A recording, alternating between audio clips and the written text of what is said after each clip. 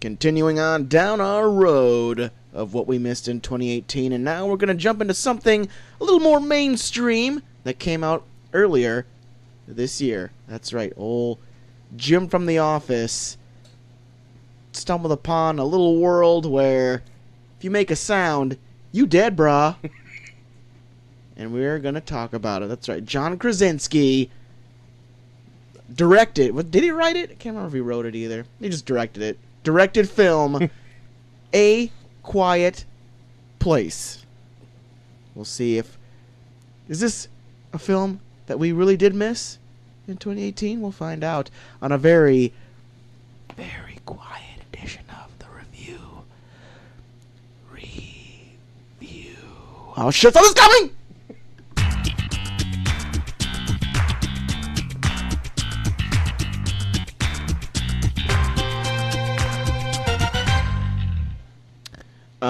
I'm officially doing the intro using sign language. Can you hear it? I'm ASMR to the max extreme. I'm JT3K. Do you like how I talk so quietly? Could you imagine if we did the whole show like this? Like 2 hours? Do you want to hear me drink this very cool, refreshing beer?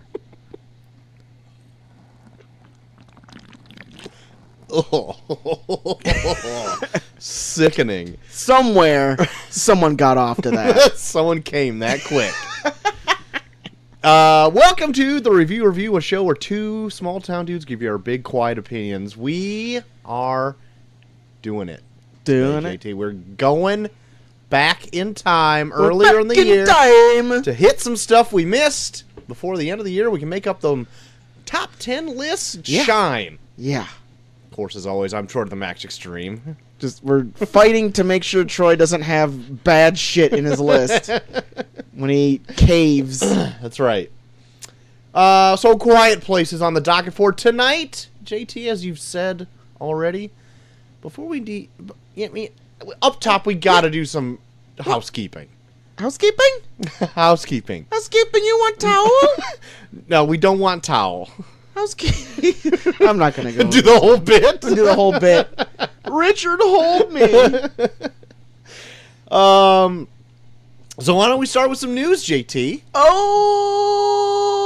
Okay. Okay, great. JT, do you love Black Mirror?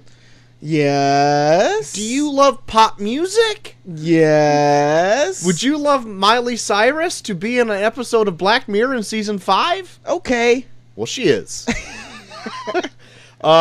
Normally this would be a thing I'd kind of scoff at. Yeah. But Black Mirror usually has high quality stuff. Oh, yeah. So, looking forward to it. And they'll probably play it in her strengths of being a bit of a hoe. For show? Yeah, for show. So, maybe it'll turn out okay. I'm excited. This is what'll turn people around on Miley Cyrus. It could be. Getting people's good... I think she's in good graces with most of the people now anyway. Hey, say what you will. Wrecking Ball is one of the best songs of this decade. Of this generation. Yeah. Of this decade. Oh. That's debatable. Seriously, listen to Wrecking Ball. I've heard Wrecking Ball. And not be like, this song fucking kicks ass. It's pretty great when you're drunk. It's just an all-around good song. Do you listen to it only when you're drunk? Or when you're in... You sounded skeptical. Like you don't know if you do. I mean, I've listened to it driving. That would make it illegal if I was drunk. Okay. You got me in a technicality. Yeah. Congrats. It's a good song. Okay. It's not bad. It's not a bad song. Fucking. I wouldn't just load it up like right now to listen to it. I will. Don't. We clawed, we jumped, our hearts. We jumped. So look never asking why. Forward to that Netflix to be dropping some Miley Cyrus action in season 5 of Black Mirror. I came in like a wrecking ball. Go ahead.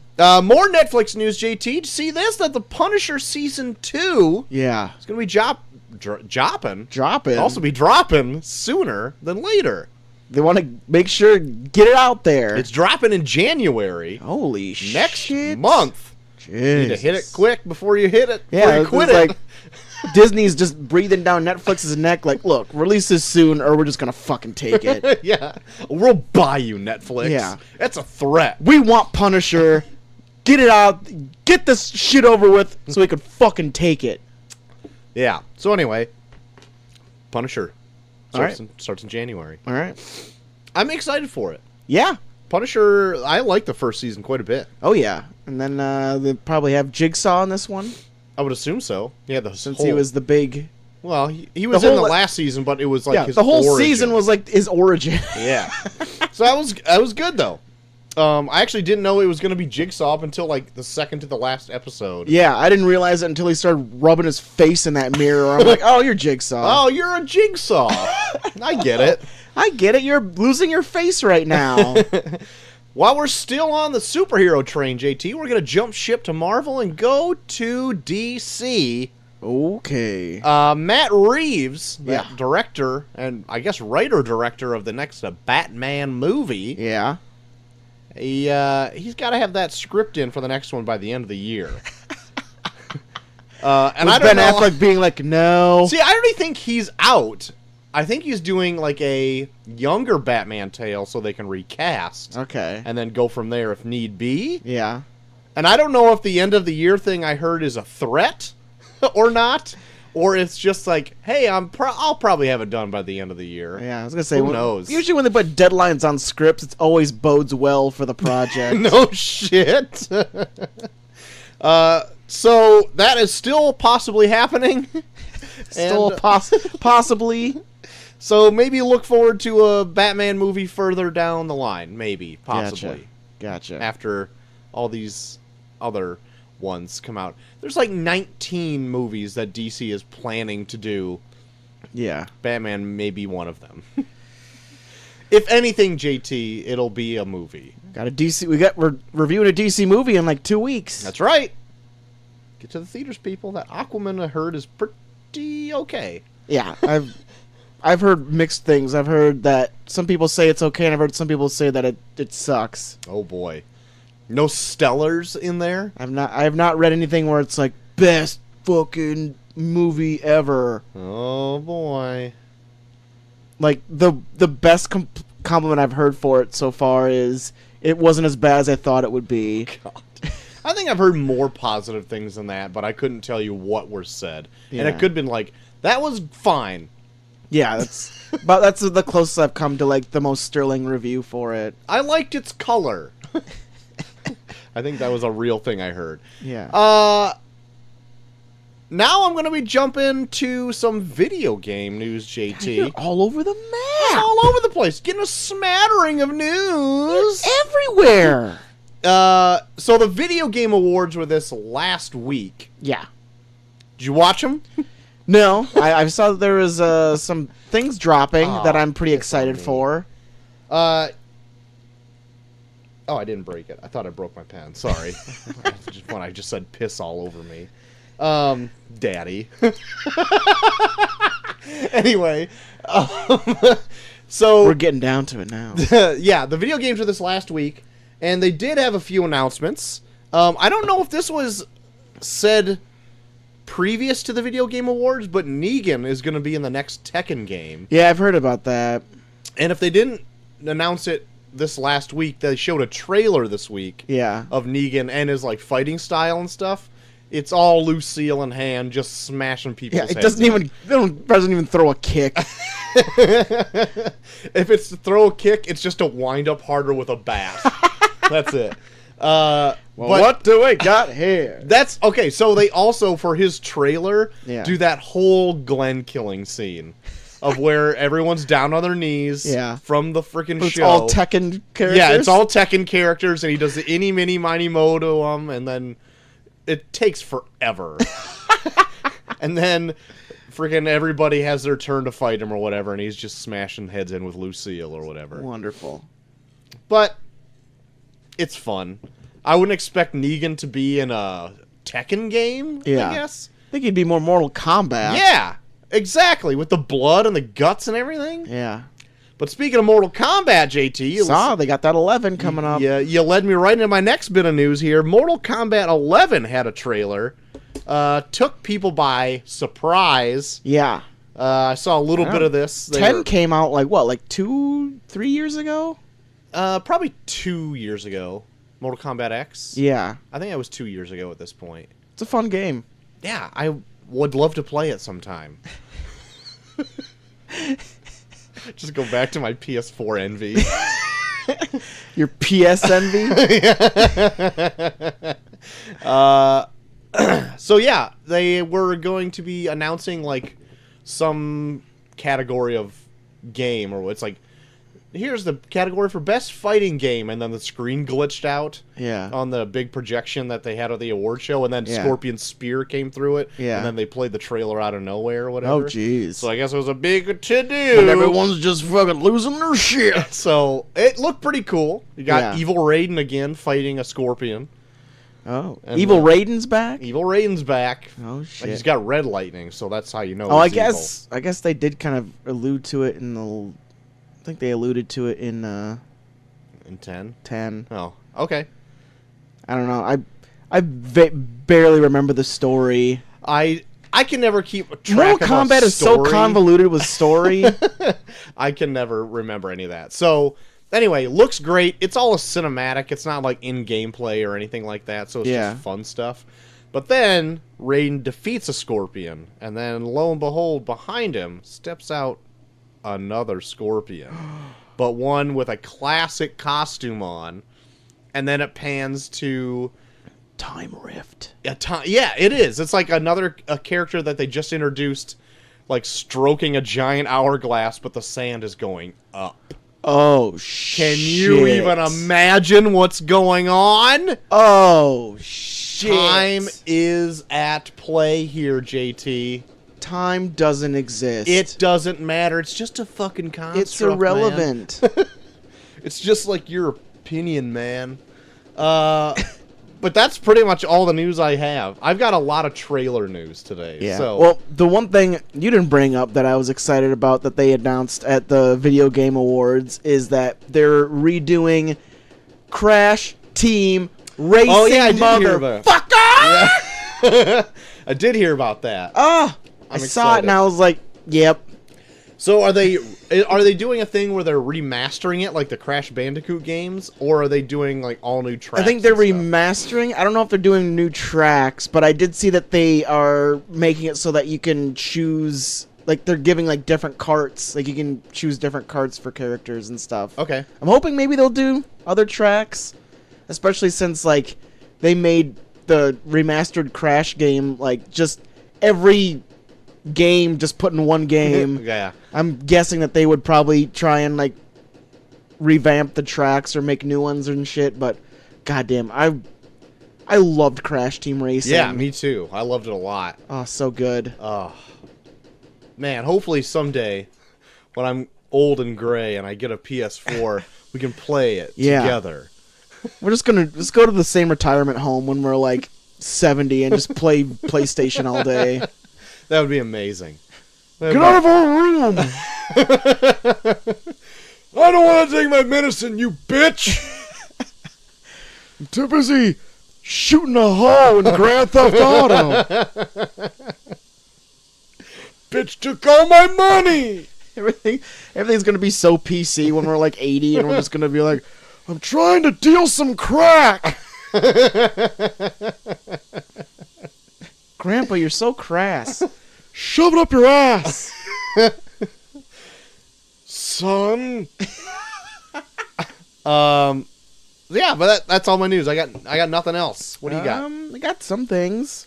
Let me see here. Got any more hot video game news, JT? Not hot video game news. Just got some news in general. News in general. Troy, that show The Mandalorian. Yeah. It is getting jam-fucking-packed with people. Yeah? It's nuts. Like, it's nuts to butts? So far, they already had Pedro Pascal. Yeah. Nick Nolte. Right. And Gina Carano. And they've added, this last week, Giancarlo Esposito was Gus from Breaking Bad. Okay, right.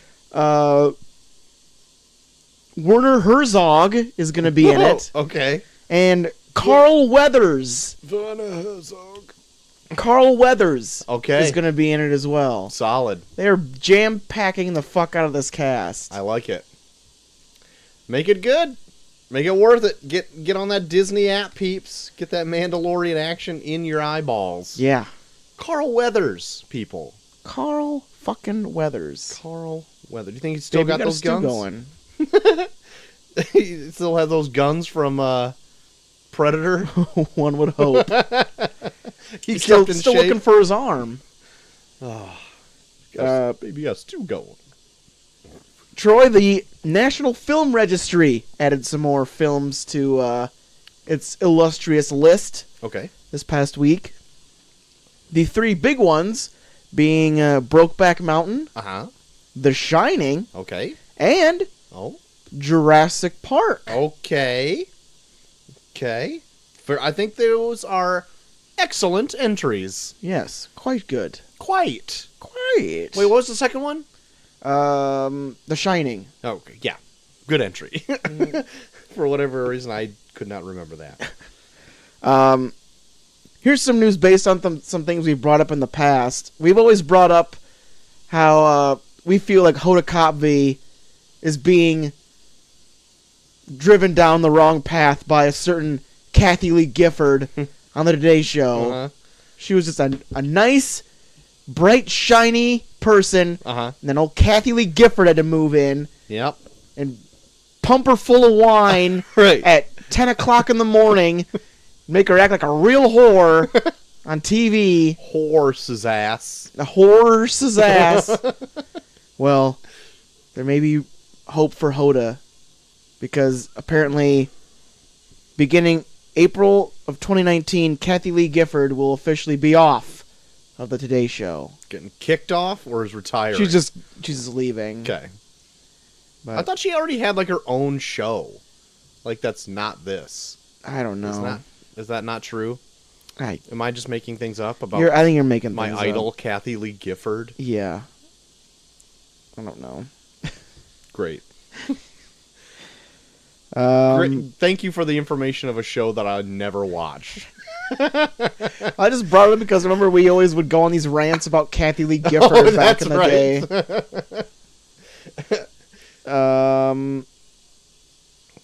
Troy, I got some DC news for you. All I right. guess a film is in development for Warner Brothers DC based on Plastic Man. I heard rumblings about this. I find it odd that they're jumping on that horse. He's pretty much like Stretch Armstrong, isn't he? Nah, yeah, I don't know. Yeah, he is. He's like he's a stretchy character. Like Yeah. he can stretch his limbs and all that stuff. But he can do more than that. He can also transform. He can turn his body into things and make them work. So he's like more of a cartoony character. So like Mr. Fantastic, at the very extent of his power, shape-changing power, could probably like make himself look like somebody else. Yeah. But Plastic Man could turn himself into a helicopter if he wants. A Plastic Man themed helicopter and fly away. So like he can do like more outlandish things with it. Fantastic. So I don't know what direction they're going with it. Yeah. But to be honest, I don't give a shit about this at all. If you want my honest to God opinion, if they make it, hey, I'll go see it. But if they never talked about it again, I wouldn't be heartbroken. No either. sweat off my ass. Yeah, exactly. And my ass is sweaty at all times. It is like a marshland down there. Jesus. Freaking sporting the Everglades down below. It's Gator country. God. So I brought up fan boats down there. I wish. I would feel good. Maybe. It would. Look at your little beehole Get caught you- in that fan. Air out that beehole. Troy brought up last week Kevin Hart Uh-huh. was supposed to Right. host Right. the Oscars. He has officially stepped down because I guess he tweeted like 5 years ago about how gay people are weird. Okay. That's too bad. So now he's out. Yeah, and I guess the Oscars are like, every time they try and update people, they're just like, can't find anybody that is willing to do this.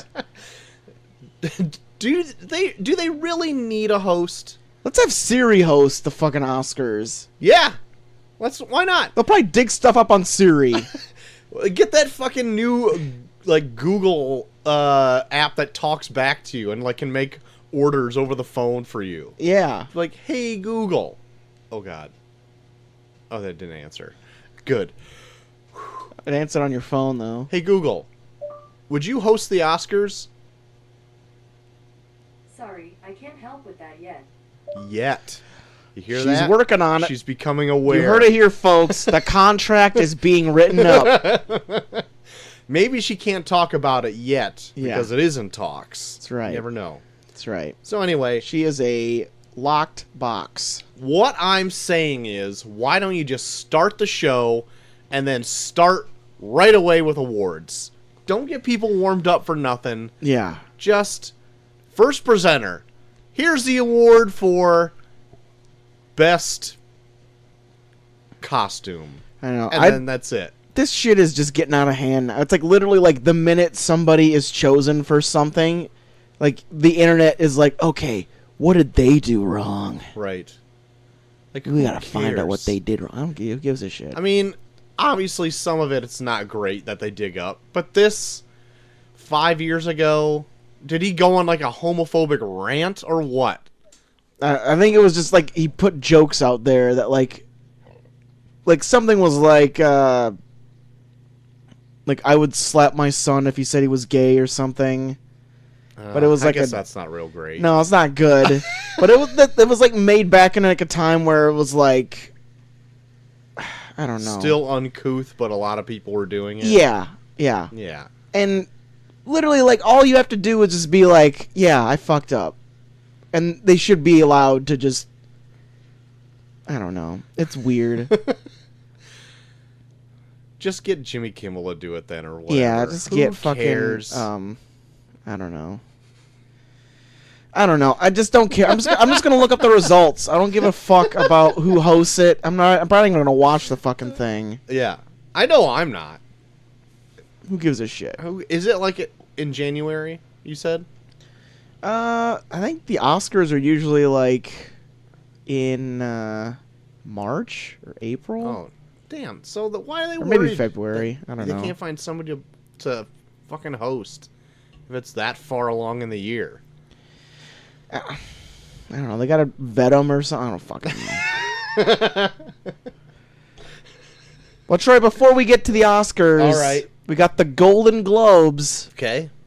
and they came out with the nominations for the Golden Globes. All right. Get them noms. We got the nomination for Best Motion Picture Drama. Okay. We've got Black Panther, Uh-huh. Black Klansman, Uh-huh. Bohemian Rhapsody, Uh-huh. If Beale Street Could Talk, Uh-huh. and A Star Is Born. Oh. I'm probably going to take A Star Is Born on that one. Yeah, probably. I'm bummed that there was no 8th grade. Oh, yeah. Yeah. That'd be a good one. Yeah, we talked about it, and Uh-huh. it did not get any love. I think Ah. Elsie Fisher is up for Best Actress, Okay. and I think that's about it. Hmm. But yeah, Don't know what to think about Yeah. that. you can go fuck themselves. Yeah. Best Motion Picture, Musical, or Comedy, because Golden Globes They're are the weird same. like that. Yep. Crazy Rich Asians, The Favorite, Green Book, Mary Poppins Returns, and Vice. Oh, boy. Maybe Crazy Rich Asians. I haven't heard of I two of know. those. I'm really curious about Vice. I only want to see that. Yeah. Is that a comedy? Who knows? I don't fucking know. I don't know. Vice looks good. I guess but I don't know. Your washer sounds like it's gonna blow up. Jesus Christ, it was such a great idea to start that right before the fucking show! But yeah, I don't know. That's odd. Huh. When does Vice come out? It's gotta be soon, right? It's gotta be. It's gotta come out before the end of the year. Okay. So we'll see. Okay. Best TV series, drama. Mm-hmm. Got The Americans, Bodyguard, Homecoming, Killing Eve, and Pose. I literally have no idea about any of those. I've heard Bodyguard's really good. That's on Netflix. And I've always heard Killing Eve is good too. Okay. And Homecoming's on Amazon. That's that Julia Roberts show. Okay. I've seen a thumbnail for it at the very most. Yeah, but so there's some things on there that I'm interested in that I want to check out, but yeah, there you go. Ringing endorsement. There's some things I want to check out. And best TV series, musical or comedy, we've got Barry, very good. Okay. The Good Place, Kidding, The Kaminsky Method, and The Marvelous Mrs. Maisel. I think their musical comedy one is like way stronger. Yeah. There's some good shit on there. Yeah. With just A Good Place alone, even though I don't know if it'd win, but that's super good. Yeah. Barry is fucking awesome. Mm-hmm. And I've heard Kidding's really good. What's Kidding on? It's that on on Showtime. Oh, okay. It's that show with Jim Carrey where he plays Oh, yeah, like right. He plays like a children's TV show host Uh-huh. who's like having like a mental breakdown. Right. I've seen things for it now. Yeah, but yeah, I want to check that out for sure. Yes. So there you go. All right. The big noms and the Golden Globes. We'll see Nom-noms. who wins. Now, it seems like a weird year. Like a lot of Mm-hmm. the things like in it like I've never really heard of or just don't seem like that great. Interested in at all? Yeah. Who knows? Yeah. Not me. I was really getting my hopes up for 8th grade and they fucked it up. That's right. That's how it goes. Anything you like is not I don't know, maybe this will be an Argo situation and it'll get like a whole bunch of shit at the Oscars, but the Golden Globes just fuck them. Huh. Or maybe it was the Oscars fucked over. Or I can't remember. Who knows? Or cares? Not us. Not I. But yeah, do we have any mail, Troy? We don't have any mail, but we do have some write-ins for what they thought about our main topic of the evening. We'll get to that then. I might later. put that right before we get going with our review. Yeah. But we we got a little feedback there. Yeah. It's good. It's good. Especially for being kind of impromptu right before the record. That's right. That's right. Threw it out there on the tweets. Yeah, Got a little kickback. that's right.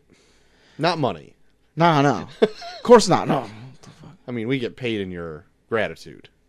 Yes. We love that you shower us with your love and appreciation. We thrive on it.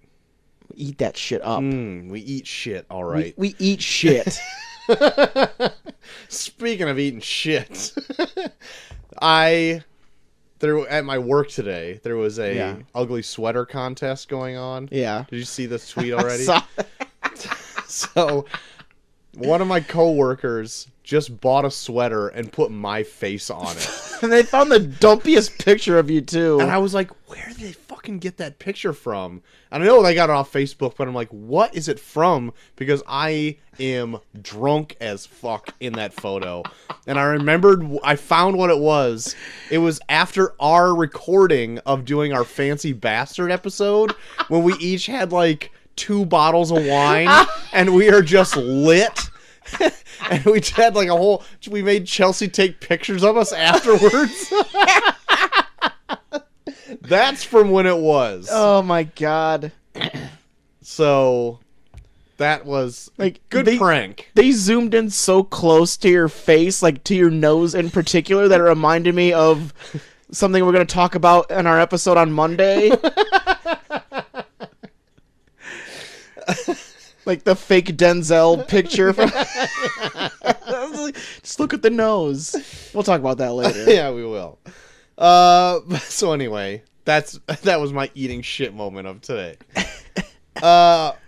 But I feel like I'm missing something. Nah, it's done. Okay. No one died? No. Well, then it's done. Yeah. So there was a bit of a trailer boom this last week, JT. Just dumped a whole bunch on us. That's right. Still didn't get that Spider-Man trailer yet. No. I can't see how they would do it. Like, wouldn't you think that just a small inkling of what happens in that would ruin Avengers? Maybe. I thought I saw a headline when I was grabbing news tonight that, like, the trailer for that doesn't even bring up the Avengers. But, like, he's got to survive, so that's not really a spoiler from, like, the Not even survive, come back from the dead. Well, I know, but, like, I don't know. I don't know. So maybe they're... Like, I would love it if, like, the beginning of the trailer was like, I can't believe they went back in time and saved me. Dude, Marvel. But, I mean, I can't see them holding back friggin' the Spider-Man trailer until after Avengers comes out. Yeah, but I just don't know what they can do to... It's weird. Like, that's the one thing about, like, this MCU is that, like, you're going to have a big life-changing event, and then you're like, well, we can't just not promote the next film for this character, so I guess we have to spoil what happens in the next film to really put over this other film that's coming out. Right. Like, they kind of shoot themselves in the foot because they put out, like, how many picture deals these people are in. Yeah. So it's like, oh yeah, Spider-Man got dusted in Avengers. But he's coming back. We already know he's scheduled to be in, like, 8 movies, so he's coming back. I wonder if Spider-Man's going to survive, even though there's going to be a movie called Spider-Man Far From Home coming out. In the same year as Avengers? Yeah. Endgame. Spoilers. That's what it's called. Oh, shoot. Look out. Anyway, we got some trailers coming out. Yeah. I think we might have all watched the same ones. I'm pretty sure we did too. I did see a trailer for, I think it's the final trailer for Glass, or it's the international trailer. Okay.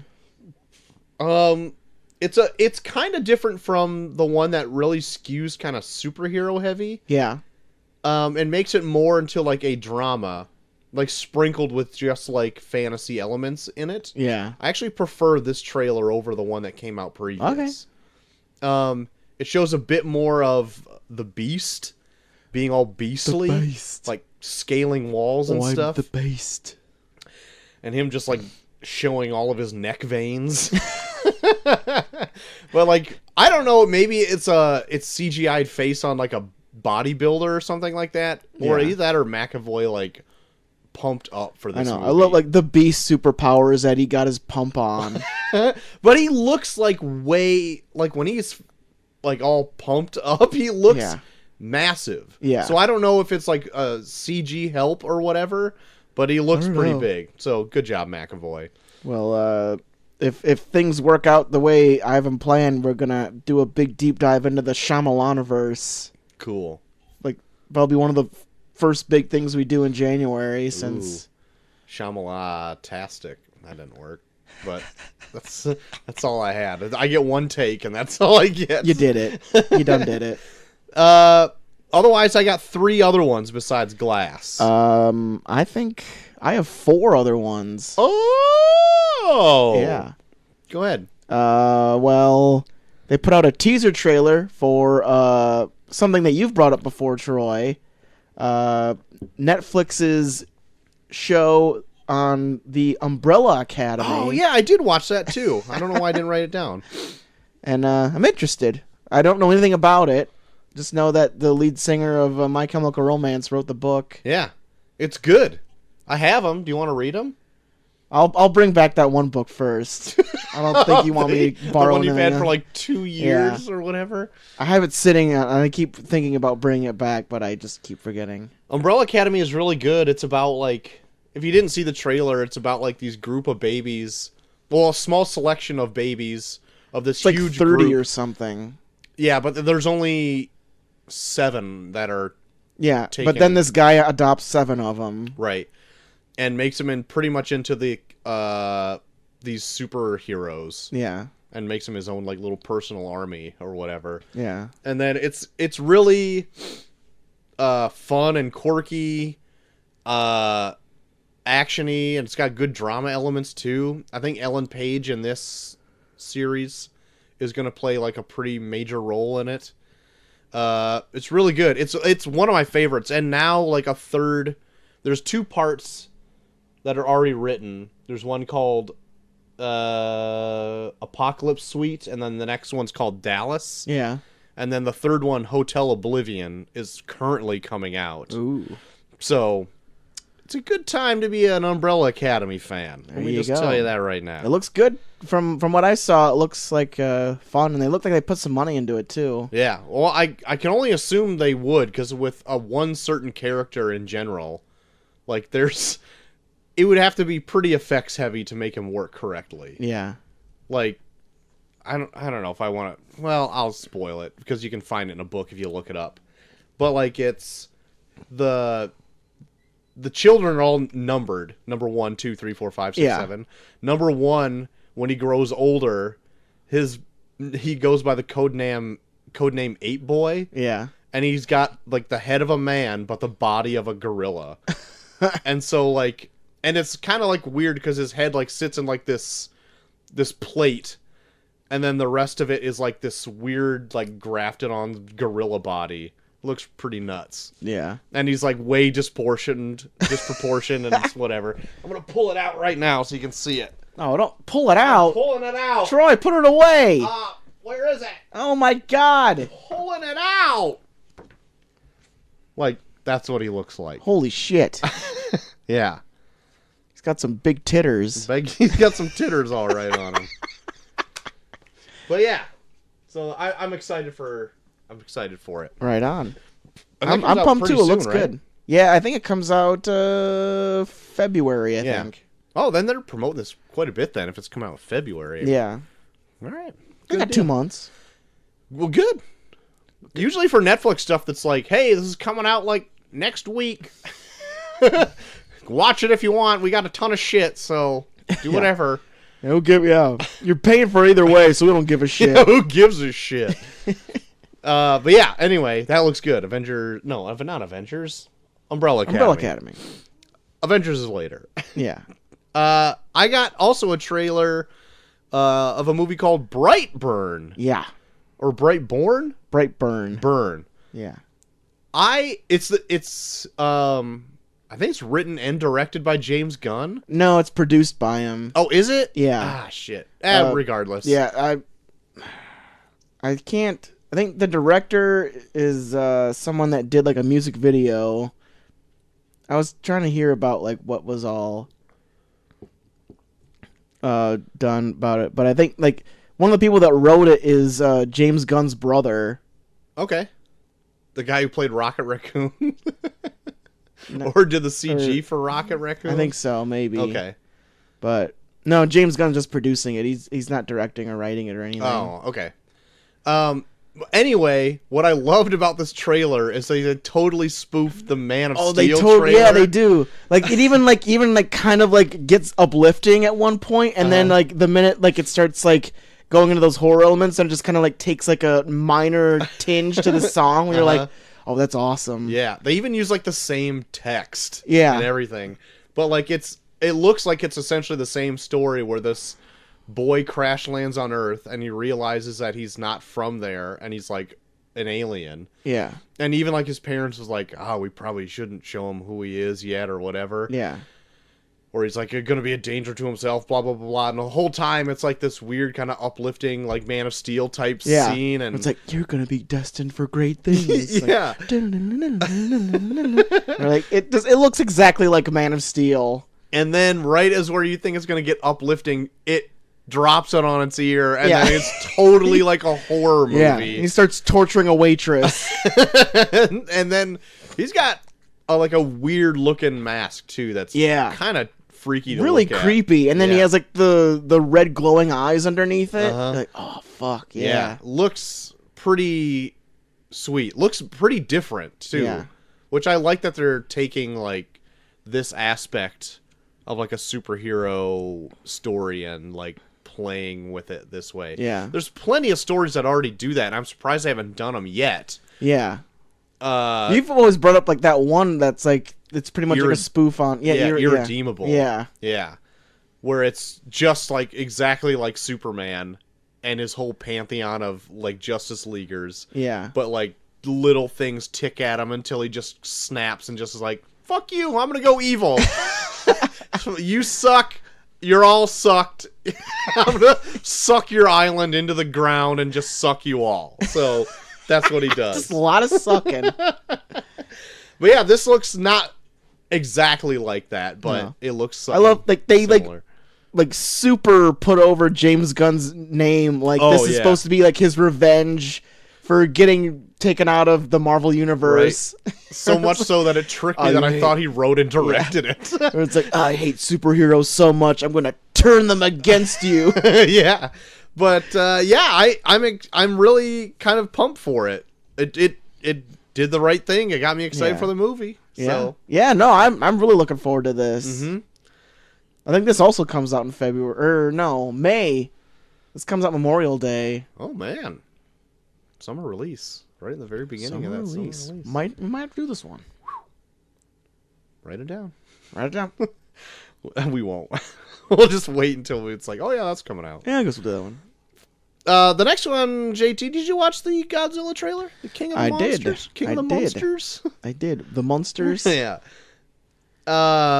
Millie Bobby Brown doing her best. You were saying that you were watching doing her staple move of going in the fetal position with her hands over her ears.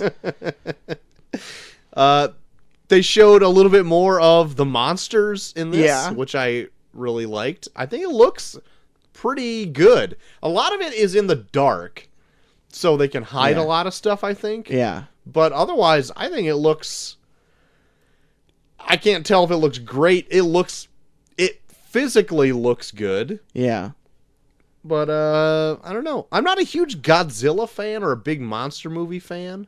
I mean, but it looks fun. Yeah, they can be fun. People shit all over that Godzilla movie that came out, and I liked it. Yeah. I have yet to finish it. Well, It'll be someday. Maybe I'll watch it right before this one comes out. there you go. I'll do Maybe like we will do like a... I don't know if there's anything that comes out before that or whatever, but maybe we'll do an episode on it. There we go. Just throw it in there.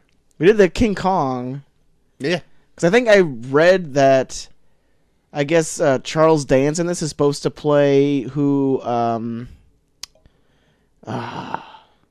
Loki. Oh, Hiddleston? Yeah, who Hiddleston played in King Kong. Okay. So they're the same character, just recasted? Is that what you're saying? Yeah, it's the same character, but Charles Dance is playing the older version of him. Oh, because gotcha. it's supposed to be modern times. Gotcha. Yeah. Gotcha. That's what I think. That's a rumor that I heard. I don't think it may or may not be true. Okay. What I also forgot in this, too, even though they downplayed Godzilla's height in this, because I think they made him smaller, right? For this one, so they can kind of match up King because they Kong made with King him. Kong enormous. And Well, Godzilla in the first outing was like... There's like people they do a thing where they skydiving next to him. paratroop. Yeah, they're like para-dropping like onto him or some shit. Right. And this, he's still huge. I think buildings are still like waist high on this thing. But like King Ghidorah, or whatever it is. Ghidorah? Yeah, they do some shit with that where like it looks really cool. Where it's like toppling buildings when it just like flies over the city. Yeah. That looks cool as fuck. Yeah, it does. Like, that's what I'm saying. It looks really visually impressive. Yeah. So Yeah, because I wanted to say Rodan, but I think Rodan is the three-headed dragon. I thought that was King Ghidorah. I think Rodan's the one that was flying Okay, over. yeah. And then there's also a Mothra. Yeah, Mothra. Yeah. Jesus. Godzilla's got a Now, lot. they are a lot on packing his the plate. fuck out of this movie. They know they'll probably only get one of these. I know they're just only gonna do one because they only have one because they're gonna do King Kong versus Godzilla for the next one. Yeah. So get it done. Get them out of there. And the last one, JT, is the now titled Avengers Endgame. Yeah, we have a title. We got We a title, officially have a people. title. So We don't everyone have to- shut the fuck up. Yeah. Calm your fucking nerd asses. Jesus. What'd you think about this Avengers trailer, JT? Wasn't it fun? Yeah, this was pretty much like the perfect trailer for a movie like this. Mm-hmm. Like, it doesn't give you too much, and it gives you just enough where it hypes you for like the small moments. Right. Like, in all honesty, they could have only had that Tony Stark scene in this, and it would have been fine. Yeah. That Tony Stark scene is awesome. Yeah. Yeah. It's quite chilling how Yeah. he's just like now alone. Yeah. Like you see, yeah, and you like see like his transformation from like he's the first Marvel film where he's just like this like just narcissistic asshole that only cares about money, to now he's like kind of like comes to the realization that he's fine with dying, and he's like the only thing he cares about is like the person he loves, where it's like a complete 180. Right. And like it shows you like how far the Marvel films have come from their first one, where you're like, God damn. Yeah. You know how to like you really built this up to what it is now. If I was I kind of saw it and I was like, "Oh, that was cool." I was a little underwhelmed by it, but I also am not going to be tricked by what they show me, because Marvel can change anything they want in a trailer. Yeah. And they've come out and they've said like this is just the shit that's going to happen in this movie is going to be insane. And I know already some parts of this next movie that are happening, because there's like anything that I listen to, even if I'm trying to avoid it, will just come out and say stuff like, this happened in the latest news reel or whatever. Yeah. And I'm like, didn't want to know any of that stuff. So I know kind of stuff that is already going to happen, which I'm excited for still, but I've been trying to otherwise stay away from like any plot details in the movie. Yeah. And this trailer like gives you nothing. But that's what I want a trailer to do. Yeah, me too. Like I think I was more hyped for this than I was for the Captain Marvel one, just because it's like, I mean, I've seen so many person from space movies that Marvel has done. It's like, what more can you do with that? But with this, there's so much history built up in all these characters that it's like, if you show me like a small glimpse of what they're gonna do in this, I'm like, shit, where does that come from? Like, what leads up to this? Like, I feel like I know all these characters as opposed to I don't know who Captain Marvel is. Right. And it just looks like another, here's a character from space story. Yeah. I totally agree. But like from what I've heard, like I guess like they're doing like a thing with Hawkeye from the books that's supposed to be really cool.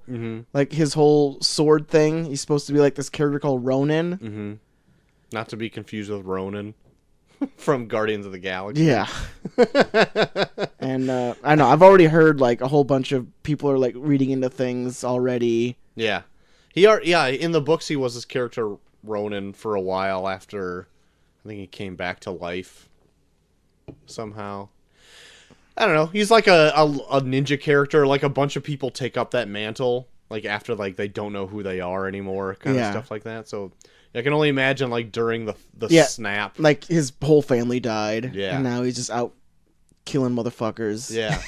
I wonder how dark they're gonna get with that, because you got to assume he's pretty broken up by like. He looks like shit.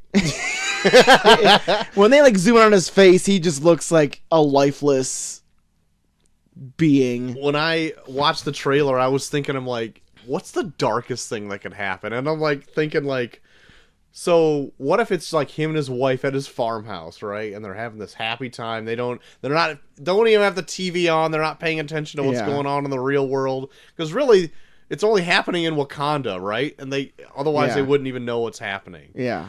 And then like his kids just vanish.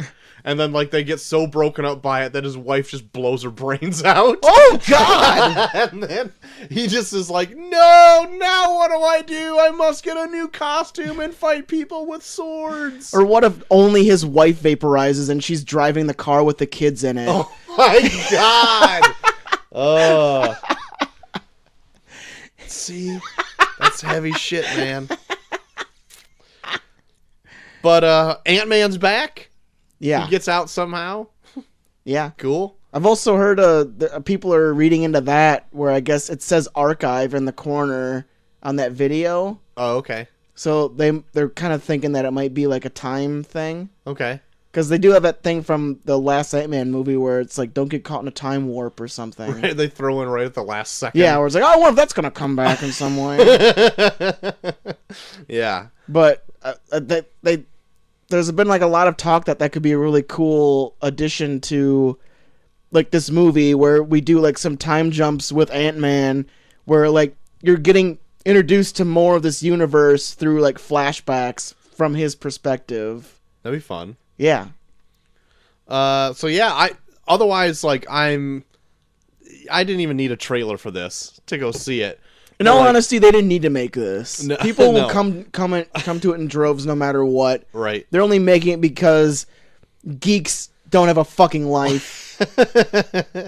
They really could have done the Netflix model and be like this is exactly why I don't want a Spider-Man trailer, because how the fuck are you going to do a trailer for a Spider-Man movie and not who's at least technically dead. Yeah, Yeah. like he's supposed to be dead now. Right. But then it's like, here comes look what Spider-Man's going to do in his next film. The Right. dead Spider-Man? This a fun, wacky adventure with Jake Gyllenhaal. Yeah, the fuck is happening? Who knows, man? But no, I'm pumped. Are you pumped like McAvoy? Yep, I got my pump on. I got my beast pump on. Well, that's it for trailers, I think. Unless you have Well- anything else you wanted to add. All I got left to add, Troy, is the Tournament of Random Movies. What do we got? I already know who Um, won. Don't even ask. We had White Men Can't Jump versus the Lone Ranger. Were you really that broken up about... No, You really wanted to see the Lone Ranger? I just want an excuse to watch it at this point. Okay. I'm not going Well, to do it on my own volition. It's not going to happen, Troy. Yeah, I know. I was, 'Cause White Man Can't Jump took it. yep. I listen, I'm not disappointed that I get to watch a movie that's probably better than The Lone Ranger. Yeah. I've just been ragging on my whole life about not seeing this Lone Ranger movie. I know. I'm probably going to end up seeing it sometime and be like, that stunk. Yeah. Like, you're hyping yourself up for something that's going to be a complete and utter disappointment. But, hey, that's my journey, man. Hey, sooner or later, one of those things you're going to do on... One of the 20 or 40 things you said you're going to do on your deathbed on this show. Yeah. 20 to 40 things I probably want to do on my deathbed. The Lone Ranger is one of them. Yeah, one of them. Well, that leads us to our finals, Troy. Uh-huh. Our finals. The 1996 Jerry Maguire versus the 1992 White Men Can't Jump. We have not done anything from the 2000s in the Turnaround of movies so far. That's true. What all have we done? We've done UHF, Which is the 80s? 87 or 88. Okay. We've done Tombstone, which I think is 93. Uh-huh. And then we did Falling Down, which is 92. Man. Or 93. Well, not in the 2000s or Yeah, earlier. so nothing from the 2000s so far, and that streak will continue. Yes. Like, if Jerry Maguire wins, that'll be the youngest film that we've done so far. My, oh my. People got a hankering for some stuff they knew when Yeah, they I were wonder if kids. millennials are the ones that are voting on this shit. So you go Jerry Maguire versus White Men Can't Jump. Mm-hmm. One of these films will be reviewed by us at a later date. It is up Great. to you to decide which film we will review. Can't wait. Can't wait. You got a favorite, Troy? Yes, I do. You don't want to say because you feel you're going to jinx it? Not in the final. I'm not going to give it away in the final. Oh, okay. Fair enough. I mean, what are you doing? It's like insider trading or something. Like That's true. That this is technically illegal. me trying to coax an answer out of you is technically illegal. But yeah, I do have a favorite. Do you have a favorite? I mean, I don't think I'll be heartbroken if either of them win, but I do have one that I'm leaning more towards. Okay. All right. I think mainly because I haven't seen it all the way through. Oh, all right. So I gotcha. Because I'm pointing at you and pointing at me at the same time. Pointing at your third eye up there. That's right. They all seeing one, JT. Well, you have to use your eyes because be hard to speak in this upcoming universe we're talking about. Very good. Very good segue, JT. Thank you. A Quiet Place! Debuted April 6th. April 6th? April 6th? Shuck. My mouth is full of spit. 2018. Spring release. With a budget of $17 million. That's relatively higher than what we talked the budget of our films last year. Domestically, it made $188 million. Worldwide, making $340.6 million.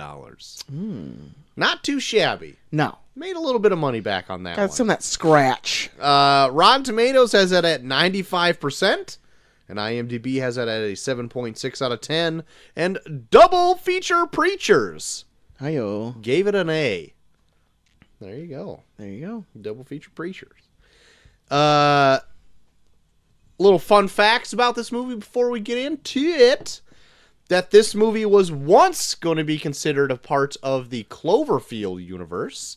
Ooh. Early in its development. But then it didn't. The producers didn't want to get into that because they didn't want to like have it be overshadowed by this franchise and want to kind of have it live on its own. Yeah. Which probably was a good idea. Yeah, and I think it'd be tricky to try and put this in the Cloverfield universe since it's like a lot of it revolves around being quiet. Yes. Also, that John Krasinski mocapped some of the creatures in this for a few scenes. A little fun thing. Now, the creatures don't show up... Well, they probably show up more than I think. Yeah, I don't think you fully see them until close to the... maybe halfway point. Yeah, when you fully halfway see through them. the movie. But, like, the first glimpse of them is fairly early on. Yeah. But, like, yeah. He slapped on that ping pong suit and danced around or whatever, and was a beast of his own. Look out, Good McAvoy. for Jim. Yeah. The original screenplay only had one line of dialogue. What about that? That was changed, obviously. Oh yeah, on the waterfall. They chased a waterfall. The monster in the movie wasn't even fully realized until they were in post-production. Yeah. I'm curious on what you think of the monster's look. I'll get into that. Good. Don't you worry about that. Good. So yeah, JT, what is A Quiet Place?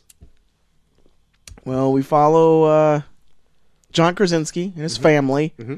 They live in a post-apocalyptic world where they're being terrorized by creatures that can only sense sound and very finite sound in certain circumstances, so much so that they have to completely restructure their lives based on not making any sound. Mm-hmm.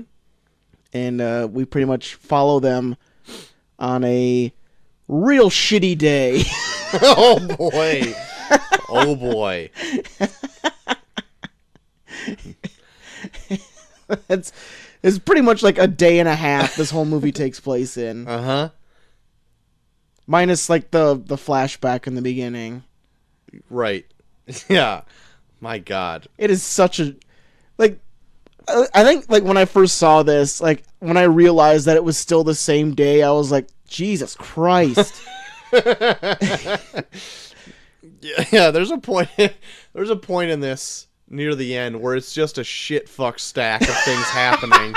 And I'm like, holy shit. Shit fuck stack. My first note that I took is that it's a like elevator pitch for the movie. Yeah. That these Abercrombie models have to shut up to live. Because what I don't know why I noticed this, but I'm like, it's kind of like an apocalyptic type of situation they're on here. Oh yeah. but they're all dressed like a Hollister ad or like an Abercrombie and Fitch ad. It's like, I'd say more like hemp hippie type. I don't know. Like they're going like barefoot all the time. Yeah, okay, so yeah, they're barefoot, but otherwise they've got like nice like woven sweaters and all this kind of stuff on. Well, it's not like they fucking like the fucking monsters that eat their clothes. But I like when I was like picturing this in my brain, I was thinking more of like The Road type of look, where like they're like just on the road all the time to survive. I didn't know that they like actually have like a place to live. I didn't really know much about this movie at all. So that was pretty eye-opening for me that they had a dresser drawer full of nice fine clothes to wear. I also did find it weird that they were also barefoot in this. I get why they were. Yeah. But I mean, they're also like bundled up pretty like they're in the Midwest, it looks like. Yeah. So wouldn't that be kind of cold, like in the winter? Why don't they just wear a bunch of socks? Well, maybe they do when it gets colder out. Listen, these are the kind of finite details I really need answered, Jesus okay? Christ, Troy. Listen, this is also a note that I have, too, because they do go really big into small details. Yeah. Where's my note on this? Like, in the very beginning of the movie, they're in, like, a grocery store, and it's, like, barren. Except for a whole wall full of chips or noisy bag snacks. Yeah. And I'm like, that's pretty smart. Oh, I didn't notice that. Yeah. Like the freezers are all empty, all the shit's barren except for the one wall of, like, potato chips. That is cool. Yeah. When they're, like, serving dinner for each other, they put it on, like, these big they put it on leaves, instead of plates. Yep. All the jars of canned food down in the cellar are put in like a little nest of hay so they don't clang into each other and make any noise. I'm like, all these little things like that. I'm like, somebody really thought this shit through. I know, like this felt like a very broad premise, and then they just hired a think tank of people to be like, okay, think of really small, like real small fucking things that you could put into this where it's like, wow, they like almost pornographically overthought some of this shit. But then I was like, why didn't they just wear a bunch of socks? Like that would, and then they wouldn't have to put sand down, right? If they just wore like, well, no, they put the sand down because like leaves and shit. Okay, yeah, like leaves and twigs and shit. Like I think that's why they put the sand down. Okay, all right, then you got me on that one. Yeah. All right, I was like, why don't they just wear a bunch of soft socks? They wouldn't be stomping around like an idiot. But that was the pretty heartbreaking at the very beginning, where like I think I remember hearing that like one of the kids get picked off. Yeah. Like in the first 5 minutes of the film or whatever. That was like a big trend of this year, is that if you want to really hammer it home that shit's going down in a movie, like you gotta kill a kid like first thing. Yeah. Like even I want to say last year too, It did it. Yeah. Yeah, like it's been like a trend in Hollywood lately where it's like, oh, you want to get people to be like, what the fuck? You gotta kill a kid first scene. Yeah, right. We mean business, okay? Yeah. We're killing kids, motherfucker. So yeah, that kid gets, I mean, it was stupid. Yeah. I know, me and Molly rewatched this, and like she was watching and was like, he's so cute, and I'm like, kid looks like a doofus. Of course he would do something like this. Like he just had like, he reminded me of the kid from Dennis the Menace that goes, yep. So the reason he gets knocked out of commission is that while he's at the grocery store in the very beginning, I said with the wall of chips, he comes across like this like spaceship toy. Yeah. He's like, and he's kind of obsessed with it because he even like signs to his sister saying like the rocket ship is going to take us to safety or whatever. And he kind of sees like a spaceship on the shelves that he wants. Yeah. And he about lights it up and everyone takes it away from him. Oh, dude, I love that scene where like you don't even see what it is. He just walks up to the family and then like John Krasinski has this look on his face where it's like, he's like carrying a loaded gun almost. Right. where it's Oh like, yeah. oh fuck.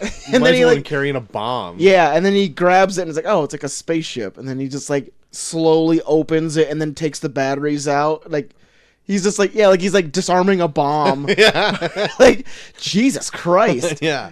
And this is like before you see like anything about like what like why they can't make sound or anything. He's just like looks like he's like fucking.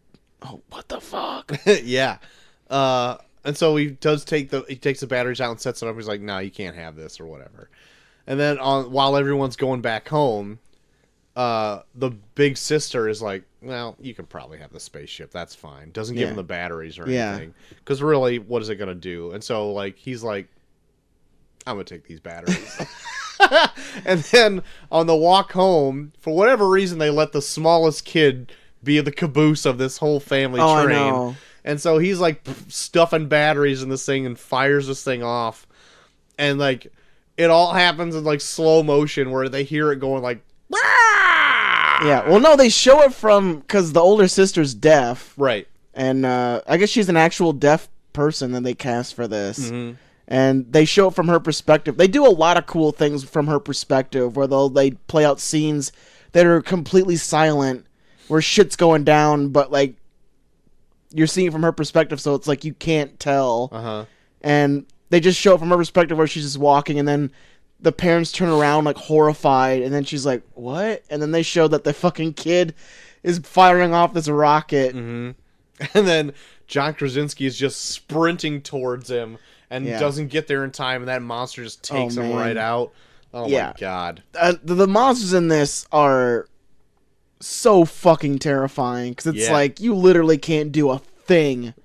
No. Like if they know where you are, you just are fucked. Uh-huh. You just be like, oh, well, fuck, I dropped my pen on the concrete. I guess I'm going to sit here and die. Right. Because it's like, there's nowhere you can go. Right. Because later on in the movie, like, their hearing is so fine-tuned, I'm just like, there's nowhere you could go. Yeah. Because I think they do kind of insinuate that, like, they're evolving to the point where, like, you just can't live anymore. Because they do show that there are other families in the area. Right. And then they do a thing where they show that, like, those families are wiped out. Yeah. Where it's like, now they've evolved to a point now where you can't do anything. Yeah. I noticed that. I was like, oh, I actually thought there was going to be, like, meeting up between a few of them or whatever. And maybe there was with that old man who just, like, screams and then gets his shit wrecked. Yeah. But, my God. Like, the tension in this movie was so high at any given point. I know. This movie goes by so fast. Yeah, well, and it's also 90 minutes, too. So yeah, like, but, like, even the fact that it is 90 minutes, because me and Molly watched it, and it was, like, I think I stopped it halfway through to let the dogs out, and it felt like 20 minutes, and it was 45 minutes. Mm-hmm. Where you're like, Jesus! Like, yeah. The tension is so high on this from, like, start to finish that, like, it goes by so fast. Like, this movie feels like it's almost 60 minutes long. Mm-hmm. And it's like an hour and a half. Mm-hmm. The only thing that kills the tension in this movie for me is the screaming toddler I had in front of me wanting to watch Coco for the second time in 4 hours. There's like the one part where Emily Blunt is by herself. Yeah. And, like, things are getting really tense. And Macy is fucking losing her shit. And I just want to be like, shut up! Shut up! I'll put on Coco again, god damn it! Like, I literally watched Coco twice today in 4 hours. That was my life has become. So I watched this movie on my tablet while Coco was on in the background again. Oh, my God. Turn into something I never thought it would. Anyway, regardless, the tension was very well utilized in this movie. Yeah. Like, at any given point, I'm just like, oh my God, I really don't know what's going to happen. Mm-hmm. So that was great. And also, too, like, at first I didn't think, like, having the daughter that was deaf was going to be like an issue. Yeah. Because I'm like, oh, that's actually a benefit for them because like they already are doing sign language to be able to speak to her and all that kind of stuff. But then I was like, no, she can't hear anything. So if she's making any noise, she wouldn't even know it. I know. And that's why it made sense. I think that's why it made sense that she gave the little brother the rocket ship, because it's like she's like, oh, she can't really like, it doesn't register to her that like shit makes sound. Right. And it didn't really come into play to me to even realize that until like maybe close to the end of the movie where they're in the cornfield. Yeah. And she's just standing there just looking around and that monster's like right behind her. Yeah. And I'm like, holy shit. Yeah. You can't even hear it. I didn't even think about how bad this would be until just now. Yeah, they play up a lot of like her deafness being like really adding to some tension in this. Like it reminded me a lot of if you ever watched the movie Hush on Netflix, where it's like the whole movie is like a deaf woman is being just terrorized by this serial killer. And like a lot of the scenes are like that, where it's like he's literally like right behind her and she doesn't know that he's in the same room as her. God, that fucking creeps me out. Just you saying it. It's like, no thanks. Like it's so good, but they use those same tactics in this where it's so effective. It's like, turn around.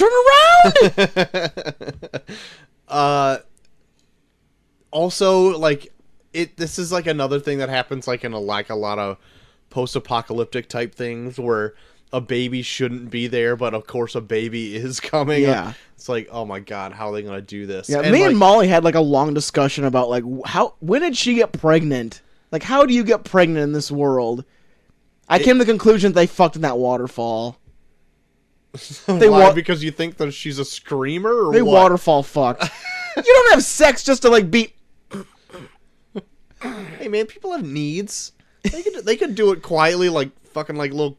I mean, church sure, mouse. but they're so close to their kids all the time, or they have to be. Like, how fun is sex going to be where you're just like.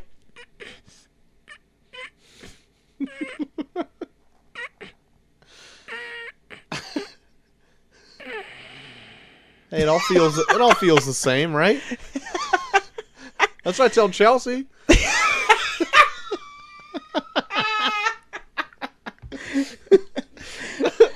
Even on your off days, it's like, well, I got off. Yeah, that's what I call them. My off days. Those are the days I got off, right? No, I faked it, Chelsea. I faked it every time. I faked it every time. But that really, maybe, I don't know, did it hit you that like there's like a baby there that also now is in danger and can't help but cry and all that kind of stuff? Yeah, like there's like the minute she was pregnant, I was like, how the fuck are you gonna make this work? Right. And they show like small things that they're like trying to do to like prepare for it, but it's like soundproof that no basement fucking, or whatever. And they have that crib that's like a airtight casket with like a fucking oxygen tank. So at first, you know what I thought that oxygen tank was what? Gonna be sleeping gas. Oh. So in case like the baby started crying, they'd gas it and then like you go to sleep. I'm like, that sounds so irresponsible. That's just asking for a baby to die. But then I was like, oh, it's oxygen. That makes more sense than laughing gas or whatever it is. Jesus, just giving your baby nitrous to pass the fuck out. Oh, but yeah. And then the whole time there's like a scene where Emily Blunt is by herself. I'm just like, oh my god. This is like the most... Yeah. This is when the shit fuck stacking started. Oh, yeah. Is right here. Yeah, from the moment she steps on that fucking nail. That comes out of literally nowhere. That was my biggest problem in this movie, was that Well, nail. they allude to it because, like, she walks down there at one point and she gets her, like, shawl stuck to it, and then she tugs, and then finally, like, gets it up, but then, like, it brings that nail up. Right. But, like... Okay, so... I'm assuming they use those stairs a lot. Yeah. So much so that they have, like, a path cut out and, like, where to step. Like, little patches. So you don't make creaks in the floor. Right. So, like, they would have noticed a nail there at any given point in time, because that's prime stepping ground. Yeah, and it's And not I like get- and it's not like someone nailed it in there yesterday. Right. Well, they'd be dead. So, like, that nail is, like, sticking up in the middle of a stair, nail point up, and there is no way that nail was there ever before they got that burlap sack caught on it. It breaks the movie. I mean, no. It doesn't break the movie, but, like, it makes no sense why it's there. I mean, I could see how it would be possible, but it would be like the person that would have put that there would have been really weird because they nailed it in a way where it like come up through the stair. Like I can see where it's like maybe if like someone was like, oh, this nail's here or whatever, and they hammered it down to where it's like it lays kind of flat with the wood, and then just like it just takes like this certain piece of cloth to land a certain way where it brings it up. I mean, I can kind of see that, but it's laying in a way where it's like the person that nailed it there is a fucking idiot, Right. because it's like it's hammered from the bottom of the stair up. And there's no other nails in the staircase like that. Like I would have believed it more if it was like a sliver or something. Yeah. Like it was like a really like sharp, like a piece of wood that's like sticking up or something. But for it being a nail, that's like a weird place to have a nail. Yeah. It reminded me of Home Alone a lot, where Marv steps fucking on that Kevin McAllister built that house. What a dick. What a prick. Yeah. But yeah. I want to see this movie remade with Kevin McAllister where he's throwing paint cans at monsters that hear sound. He's calling those monsters horses' asses. Yeah. Their heads are blowing up when he's like playing that filthy animal movie. He's hucking bricks off the top of the house. Come and get me a horse's ass. Chucking bricks. Oh no, there's a sound hearing monster. I'm real scared. He made sure to ice the steps before it came in. It's a lot of dog whistles that are just like fucking him up. So anyway, during that whole thing, and then of course that's the point where her water breaks. Yeah. And so, oh my god. Her water's breaking. She's like, oh shit, I need to get somewhere where I'm not gonna make a ton of noise. Steps on a nail. That fucking nail. Yeah. So No, I think then she doesn't her water. Oh yeah, no, her water breaks before that. Yeah, because she's like going down to like turn the lights up. That shit's going down. Right. Because they have those Christmas lights where it's like if they go from white to red, that means the shit's going down. Right. So she changes that up. Somehow gets trapped in the basement with these monsters because she's made a bit of racket. She dropped that picture frame or something because she stepped on a nail. Yeah. Yeah, that's the fact that she didn't go fuck is like, you have an iron constitution, ma'am. Right. A pretty clever way that she escaped that monster by setting that timer. Oh yeah, she set an egg timer. And so when that was going off, it was trying to like eat the shit out of that egg timer, and then she bolted up the stairs into the tub where she's like trying to quietly have a baby. Yeah. While like bleeding out of the foot and having a baby pop out of her body. Yeah. And she's trying not to scream, and then like you can see in the background the monster's making its way up the stairs. Yeah. And I'm like, holy fuck. Because the whole time, like, John Krasinski and his son get to the house seeing that the lights are red. Yeah. And they're like, oh, no, what is happening? So he's bolting in there. His son goes to light off the fireworks or whatever to draw everything out of there. Yeah. But I was like, man, see, that's like little smart things that I like really they have like in contingency plans for like when shit goes down. Mm-hmm. And then right as she's like having to push and this baby's coming, like she screams and then it cuts. And you're like, holy shit, what happened? Yeah, only sees is a bathtub full of blood, and you're just like, oh no. But the monster must have been drawn away by the fireworks or something like that, because like she ends up being in the shower behind him. And, oh my god, it was quite a thrill ride. This movie, I think, is like I wanted to call this like my favorite horror movie of the year, but every time I brought it up as a horror movie to people, it's like, no, it's a thriller. Like, no, it's not, dude.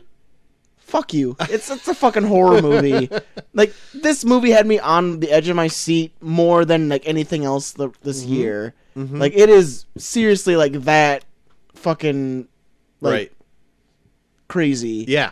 Yeah, it really is. It's tense. It's the most tense thing I've seen all year. And, like, and like, because, like, sound is so few and far between in this movie that they, like, amp up all the sound in this. Like, I remember when me and Molly saw it in the theater, when the fucking lamp gets knocked over in that one of those initial scenes, it sounds like a fucking gunshot going off. Oh yeah, when you watch in the theater. Yeah. I'm gonna read off some of the small little snippets of reviews of people who chimed in earlier today. Oh yeah. Let me find it here. All right, here we go. From Dinosaur Neil, friend of the show, brother of me. I quite liked it. Good acting and good tension. The only complaint was seeing it in the theater.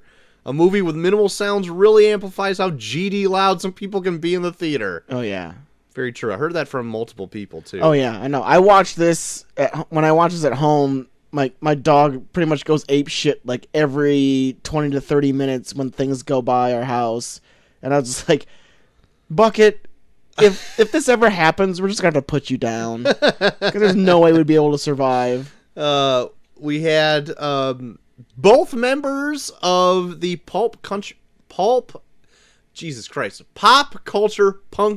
podcast. Oh yeah, really. Both of these people, both Josh and Phil, chimed in. Josh saying, absolutely loved it. It was a risky film centering more on a concept more than a grounded, detailed...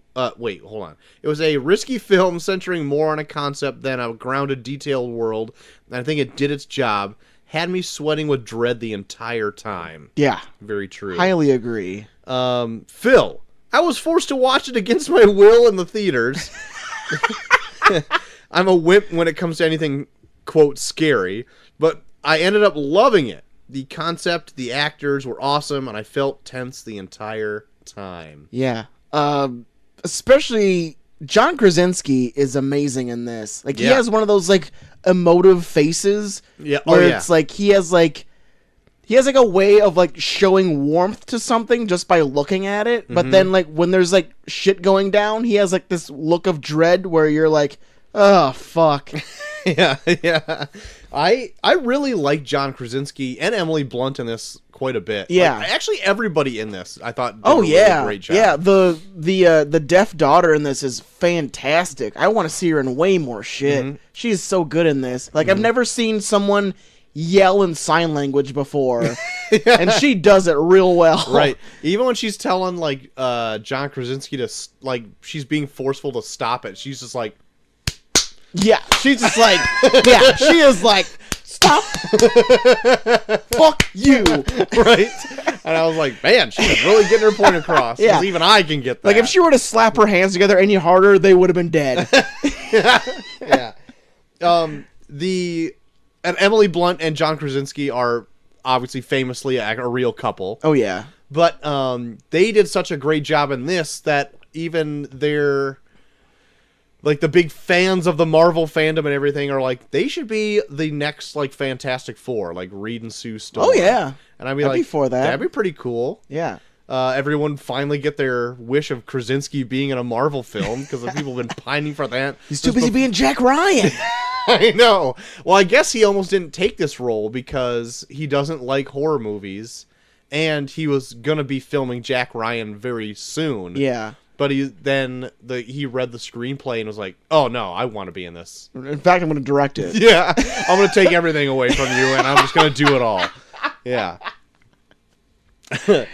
But yeah, everything in this movie is really cool. So, like, you asked me before what I think about the monster. Yeah, the monster design. I think it was a pretty awesome design. It's fucking cool, especially when they get to like you see their full form and like. Their head just looks like a big vibrating eardrum. Mm-hmm. Yeah, and I also like that too that their head like opens up. So like it's kind of like how cats move their ears around to catch sound from different directions. Yeah. Except like I don't even know like a good like example of what their head looks like. It's Like- kind of like like the Demogorgon from Stranger Things. Yeah, but their head is like a giant globe where it's like sections of it just kind of like reverberate and kind of like bounce off each other, where you Right. can see where, because they insinuate that like they're like heavily armored, so it's like really hard to kill them. Mm-hmm. So it's like the probably like their weakest part is their head, but like they're like the armor of it just kind of moves around where like it's constantly protecting their head, but like Once it really starts trying to listen to something, it all kind of can open up and like directionally listen to something. Yeah. So it's kind of sweet, and then you get to see all the fleshy parts underneath. yeah. So it's kind of really a real cool design. And then, like once they open up, you can see like the big friggin' eardrums inside. Yeah. It's like, oh my god. And then from there, every time they do that and like zoom in on those drums, like you can like sense like how sensitive their hearing is. Like like when they have that scene when like it's looking for Emily Blunt, and then they show it that it can hear like the ticks of like the egg timer are so fucking loud, and you're like, they're fucked. Right. Like if they can hear an egg timer that clearly, they're all fucked. Right, because it zooms in to hear it, and it's like, Yeah, it's like and then it like zooms back out to hear it how you would, and it's like you can't even hear it. you can until- barely hear it. Right, And you're, like, oh my god. they are so fucked. Even like at the like near the end where they have they go down and they kind of have like the family cornered, and there's like a TV with like static on it. You can't even hear it, but then they can hear like it going.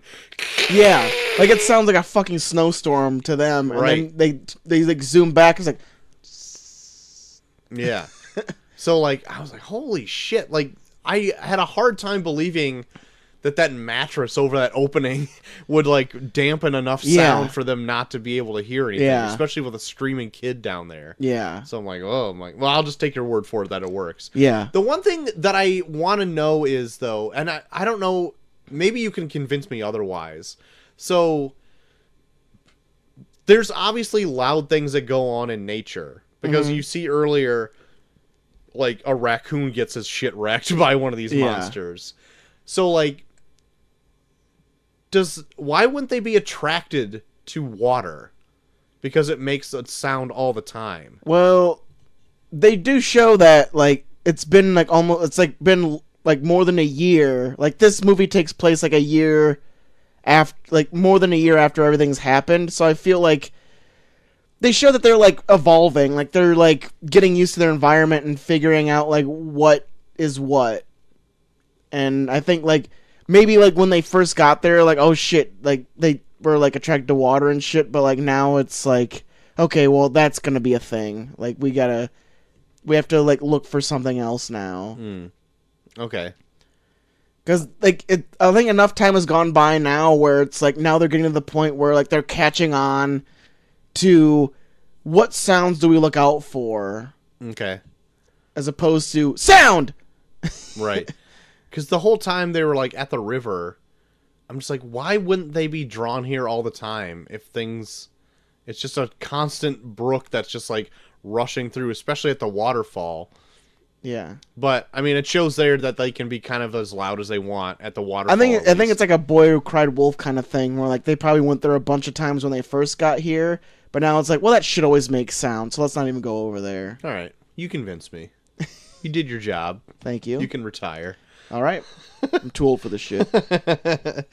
But yeah, otherwise, I thought the monster design was really sweet. Turns out, all you needed to do was be very loud, Yeah, and the monsters can't handle that shit. So, yeah. and then it wasn't necessarily even like very loud, but just like super high pitched. Yeah. Are you talking about the earpiece? thing? Yeah. I've heard a lot of reviews for this, and they said they didn't like that aspect of it. What did you think? I I heard can a lot of see- I heard a lot of reviews where they said that's kind of a cop out to like the whole movie. don't think it's a cop out. I don't think it was like an obvious answer, and I like that it was found by accident by trying to help a daughter hear something, and just by futzing with like an earpiece, that it just happened to be, like making up a high pitched squeal. Yeah. I liked it. It didn't ruin it. Yeah, for me no, at all. I wasn't super bothered by it either, because I remember before I saw it, like I was dreading it a little bit because they said like, oh, the ending is just so fucked.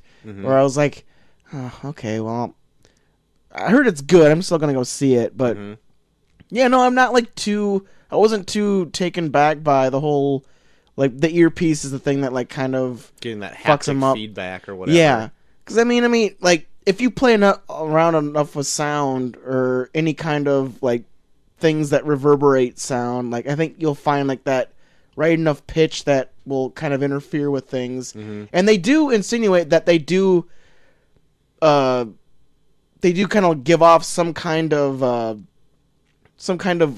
signal. Electrical signal. Yeah, because like lights always flicker every time they're close. Right. I didn't catch on to that until like almost the very end, like when they got downstairs and all the TVs went on the fritz, and I'm like, why would it do that? Well, I remember. Well, like they even like when they're in the compound and like the Christmas lights they have around are like flickering all the time. Yeah, but I didn't. At first I was chalking it up to like they're just fucking up the place. Yeah. And so like maybe they hit some junction box or whatever, and it's like making the electricity go all haywire. But then I was like, I had no idea why when the one walked downstairs, like all the TVs were like going all staticky. Yeah. I was like, oh, maybe they give off some weird kind of feedback or something. Because I was also wondering why anytime they got close to the deaf girl, like her earpiece started going crazy too. Yeah. I was like, that's weird. I didn't put it together till the Yeah. very end of the movie. Like I think that like their hearing operates on a certain frequency that it like fucks with things, and then like maybe her earpiece operated on a certain frequency where maybe like it kind of like leveled it out, or like it kind of canceled each other out, because like she got fucked up too, Right. where she couldn't even handle it and she like would turn it off. Right. So like I think it's just kind of a thing like they cancel each other out, and then it just kind of fucks with both of them. Now that I'm thinking about it, because at the end, like, I mean, we've been in spoilers the whole time. We didn't announce it, but we're talking about it. Well, no, in February. I'm under the assumption now that like if it's not in theaters, you don't care to really see it, so we're just gonna fucking. So at the very end, they take that earpiece out and put it up to a microphone and have that haptic feedback, like, really give it to one of them downstairs. So it, like, is going all ape shit, and, like, all of its panels on its head are opening up and or it's whatever. like wearing its panels like fucking like dreadlocks. Right. At one point. Emily Blunt just fucking gives it one with a shotgun. Yeah. And it's like, holy shit. They can be killed. Yeah. But then I was like, what if they just wore like dog whistles around their neck? Do you think that would be enough to like really just like blow into a dog whistle so it can like at least creep them out and then blow them away with a shotgun? Well, no, I think they're trying to insinuate that it operates on a certain frequency, and he was just lucky enough to find the one that fucks with them. Okay. Like dog whistles are just like, it's like something that dogs can hear because they have super good hearing. It's not like they operate on a frequency that like fucks with them. It's just they can hear it. Yeah. Whereas I think with this, it's like a frequency that they can hear and it fucks with them. Okay. Whatever. Either way. Going all nerd talk on A Quiet Place over here. Either way, I think it'd be pretty sweet, like, if a dog whistle was, like, a main like... weapon. They'd take it back. Do, like, the whole Independence Day thing, like, sit on the wire, dog whistles kill them. Dun, dun, dun, dun, dun, dun, dun, dun. And just, like, people blowing dog whistles, and they're, like, crashing into things and blowing up. Yeah. So does it explain these monsters either in the movie? Like, even in, like, the newspaper clippings in the background? Are these just, like... I think... aliens? They or insinuate, like... I think they insinuate they're from outer space, but... Okay. Yeah, they don't really, like, go into other detail about them. Okay. I love, like, the very, like, blatant facts that John Krasinski has on his board. Like, it's like shit where it's like, do you really need to write that down? Like, the one is like, what is their weakness? Yeah. He like writes down, what is their weakness? And like yeah, like it's all about sound. Or like don't no after shit. yeah, after a year, don't isn't that something you just know? Just needs to tap that sign every day to remind himself, I need to find a weakness. Like, no shit you do. But yeah, otherwise, like, I'm pretty... I was pretty stoked that we picked this for our review for this week. No, it was good. I mean, this is like the first movie that stuck out to me as like, shit, yeah, this is a good one. Yeah. That I saw like last year. Earlier this year. Yeah. My God. We're close to the end of the year. That's right. But, yeah, what did you think of, spoiler alert, John Krasinski's death? I was actually pretty shocked by it. Yeah. I didn't know he was going to die in that. Yeah. In this. I think it was pretty good. Because Yeah. they do the whole thing where they insinuate that, like, he never told her that he loved her because... Like one of the things I love the most about this is that they really break down like loss and how like everyone kind of blames themselves for a loss. Mm-hmm. Like even Emily Blunt, like after she just gave birth, Mm-hmm. she's still dwelling on like I could have held him. Like I had my arms were free. I could have held him. Where it's like you just gave birth to a son and you're still dwelling on old shit. Where it's like, I mean. It's kind of cold for me to say because it's like it's still her son, but it's like shit. Like usually people are happy when they give birth, but then she's still like, I fucked up. We're like, man, like shit like that will like fuck with a family. Where it's like if you lose a kid, like you automatically just take responsibility for it. Like this is because of what I did. Mm-hmm. Like this is all my fault, and like you start out the movie thinking like, oh, well, just the deaf girl thinks that she's to fault. But everyone feels like they're to fault for it. Mm-hmm. And it's just that, like, I don't know, maybe like, yeah, because I think the only reason John Krasinski is like distant to her is because he feels like he fucked up. Mm-hmm. Like everyone feels like they fucked up. Right. I think that's like a really cool, like, ongoing thing they have going through the whole movie. Yeah. Another thing I wanted to bring up, it's just a small little thing with the kids that also freaked me out, is that when they were in the silo and they fell in. Well, we live in the Midwest, and I've heard so many stories of like farmers that'll fall into their silos and just die. Yeah. Where that seems like a fucked way to die. Yeah. That was why I was freaking out, because yeah, we live in the Midwest in like a pretty rural area. Yeah. And like every other year you hear somebody falling into like their corn bin or something like that and just suffocating because it's like it's quicksand. Well, my dad for a long time, like he had a job with a company where their whole thing was that they would rent like field space out to farmers, and his job would be to go to the corn silos and like measure how much corn there's in there, and you'd have to like legit like stand over it and like measure that shit. Where like I always remember my mom would be like, I hate you having this job. It's so bad. Like I just imagine the worst possible things will happen with you doing it. Where it's like, well, like one slip and you're fucked. Yeah, it's like quicksand. Like the more you move, the farther down you go. Yeah. Oh my god, it freaks me out. So anyway, like real stories happen like that where accidents happen and like just people get crushed because they eventually sink so much that they also get crushed by the tonnage of all this corn or whatever. Yeah. Oh my god. So anyway, when the deaf girl was sinking in there, I really thought that the boy wasn't going to pull her hand back up for a minute, and I'm like, that would have I would have been like, this shit fuck stack has gone too far. Goddamn shit fuck stack. But she gets pulled up, so I'm like, oh my god. Yeah. I mean, 2 kids can't die in this movie, right? Please no. Please God no. But anyway, that was my last real note that I wanted to bring up, because otherwise I could just go for the grade now. The thing that I like the most about this is it's just so cut and dry. Like there's no real like let's ponder on this. It's like, no, you're just watching a family trying to survive in a world where you can't make a fucking sound. Yep. And this is like the worst day of their lives. Yeah. Right. Well, I don't even know. Maybe second worst, maybe first worst. I don't know. They did have a kid die that one time. Yeah, but this is like yeah, there's shit going down this day.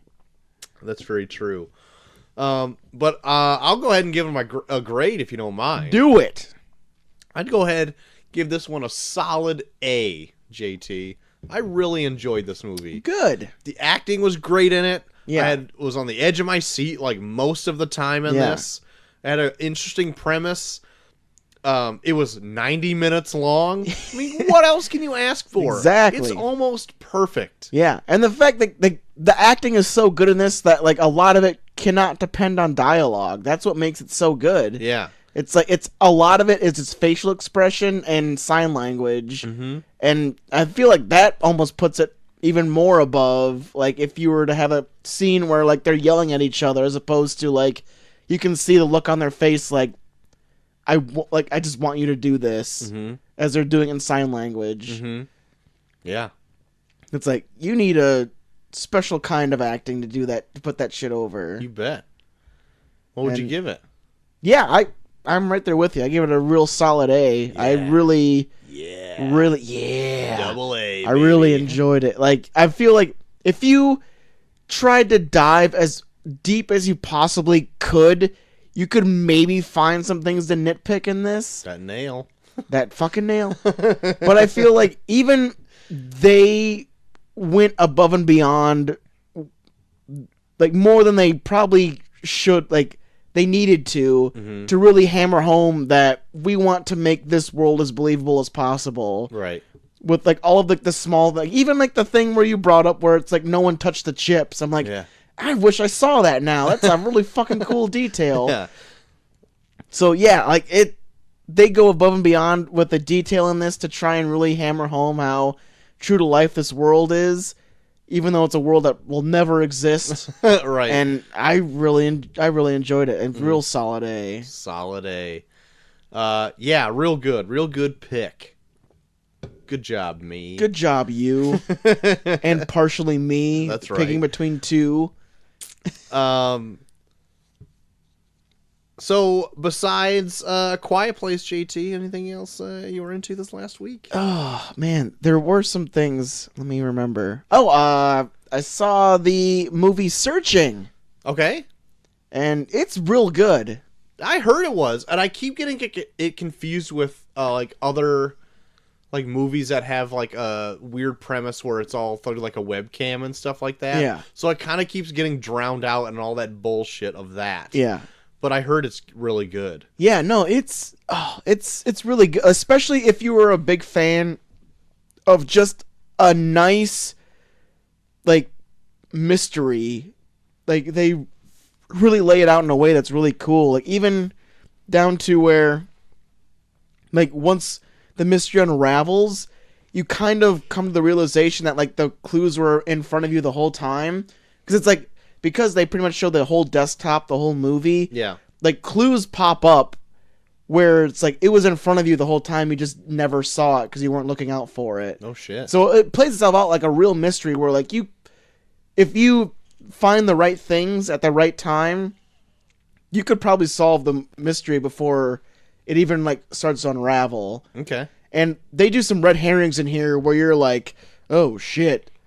Like they really like insinuate that like something fucked might have really happened to her. Okay. Like real fucked, like almost incest fucked. Oh god. Yeah.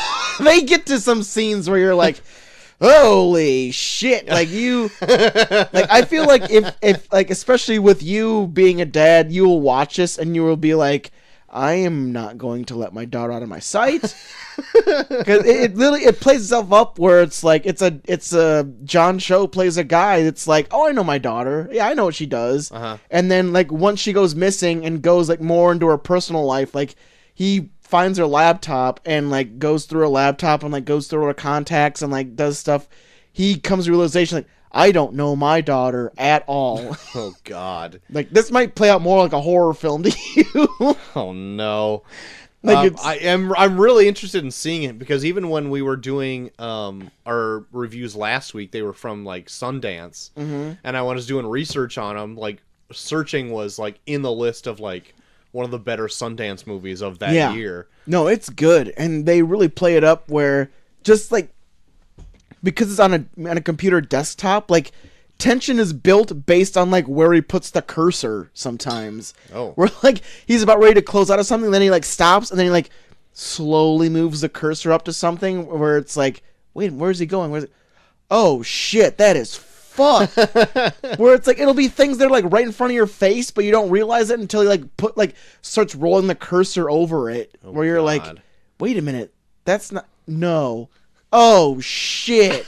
Oh no. So they find a really cool way to like it's all a computer desktop, but they play up the suspense on like how they use the cursor, how they show images, like how they show messages in a way where it really builds itself up in a really cool way. Where did you watch this? I rented the disc. God. Yeah, fuck me, right? Fuck you. Me. The one person who gets the disc still. So nobody else has seen this yet. Yeah, except no, for you. yeah, no one. I rented all the discs. They're all at my house. The one disc. The one disc that exists. I own it. And me and Molly started watching the show Happy.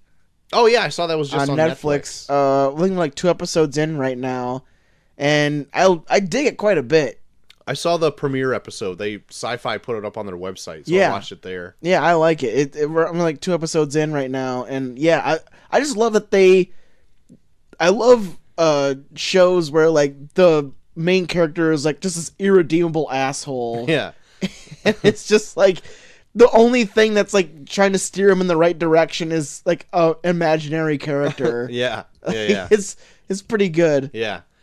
And it's super stylized too. Yeah. It's like almost exactly how the book is. Really? Like where the main character, is just a prick, like totally irredeemable. Yeah. And then like there's like this little cartoon character that's in this real life situation that's just like, hey, we should probably go over here, or whatever. And he's, I know, he's like singing like weird, like he's like singing like weird, like childish cartoon shit and stuff. And even like in the show, like anytime, like they don't like bleep out curse words or anything. So like he'll like say like fuck and shit and everything. But every time Happy the Unicorn swears, he censors himself. Like it's like a yeah. Holy.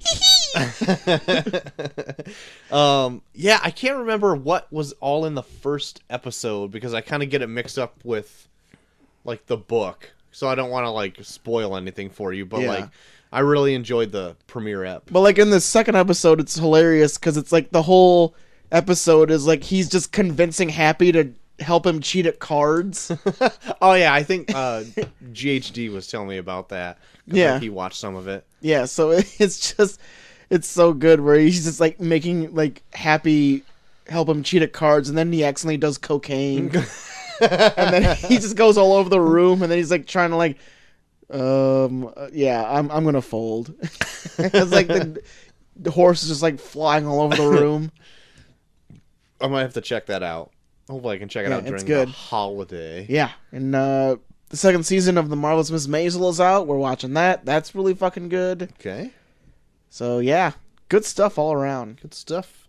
I was into actually quite a bit. Did a bit of reading. Whoa. That's not Batman. Oh my gosh. How fulfilled do you feel? Very fulfilled, JT. I finished all my Batman reading a few weeks ago. Yeah, I saw you guys filmed your last episode of the year. Mm-hmm. That should be interesting. So that'll be coming out, I think, next week and the week after. That'll wrap up our Bat Year stuff. But I did watch the first episode of the CW Elseworlds event that they have going on now. Oh, is this the one with Batwoman in it? Yeah. Okay. They don't get to Batwoman until the very end of this episode to like tease that like we need to go to Gotham or whatever. Oh, and then they show her like up on a rooftop and like her cape's with flapping. her big hair. Yeah, with her big hair. But otherwise, like, I haven't watched any of these CW shows in 3 years. So, like, I haven't... You don't know what the fuck not is happening? a fucking clue, like, who some people were, even. And I'm like, all right, let's, like... So I loaded it up, and Chelsea's like, oh, you're gonna jump back into this, huh? And I'm like, just for these few episodes, because I want to see the crossover event. And so, I think it's 4 parts, I think... Anyway, I caught the Flash episode, and on the CW app, which is free, they have the Arrow episode up, and I think a Supergirl episode up by now. So yeah, it's so far I think it's pretty good. Like the effects are on point. Really? Yeah. So like they have a whole CG like robot like in the first episode, and I think for TV, I think it looks pretty slick. Damn. For like CW, like I think it looks pretty good. So I'm gonna check the rest of this out, and then probably not watch it for another year until they do another. Until they event. introduce some more characters. Right. Also read the newest Doomsday Clock issue 8. Oh wow. It's the official sequel to Watchmen. Yeah. That also bleeds into the DC universe. Is it getting good? I heard it gets good after a certain point. Yes, it's still good. And it was probably of all these that I read, probably my favorite. Really? It's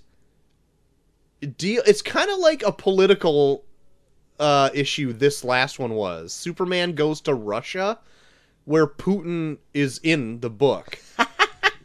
And like a big I don't want to spoil the ending, but there's a thing happens where they say in this universe that 95% of like metahuman people are American. And so one of them, Firestorm, goes to Russia, and he's getting hated on a lot and like freaks out, and his power is that he can transmutate molecular stuff. Yeah. And so he freaks out and turns the entire audience into glass. Oh Jesus. And so he's like, oh shit, I screwed up. And so he like goes into hiding or whatever. Superman finds him. And it's like, you need to try to reverse this. You can do it. He's like, but I can't do it on organic matter. Blah, blah, blah, blah, blah. And he ends up being able to do it to one person. And so he's like, I can do it. So he tries to go back there. And then while Putin is like saying like this big, huge speech about like metahumans, blah, blah, blah, blah, they're bad, Superman shows up to that. And since Superman is like an emissary to the world, not just America. Not the Gorgonites? Right. Putin is like, welcome, my friend, Superman. And then Superman goes on this kind of things like, well, I think this should be the reason, then blah, blah, blah, blah.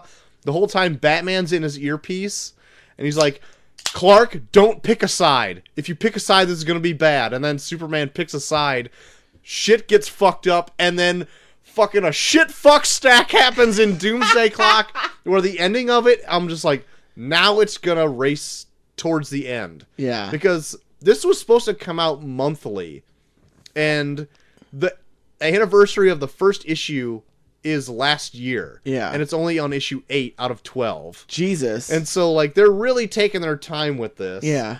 But I look forward to it every time it comes out. Mm-hmm.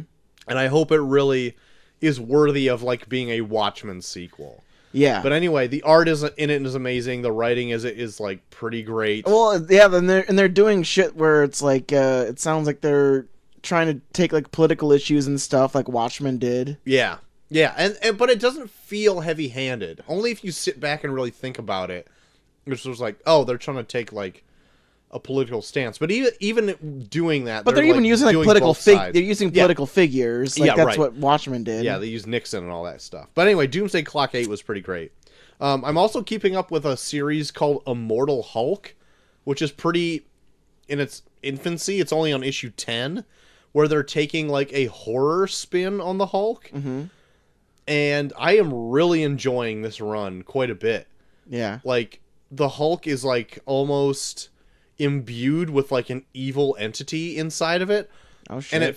And I can't tell what's really going on yet. They haven't really made it full fledged, but it feels like he's trying to rid it from himself. And like the last 2 issues were pretty great, where he fights like the Absorbing Man, and at the end of issue 9, he makes Absorbing Man absorb all of his like evil that he feels like inside of him. Yeah. And the Absorbing Man splits in half. And there's this big spine with a devil's skull sitting on top of it. Jesus. And it's like this most gruesome thing, and the whole time the Hulk is getting like sucked all of his gamma out, so like he looks like he's got like, it looks like a wrestler that did like roids for all of the 80s and now what he looks like now.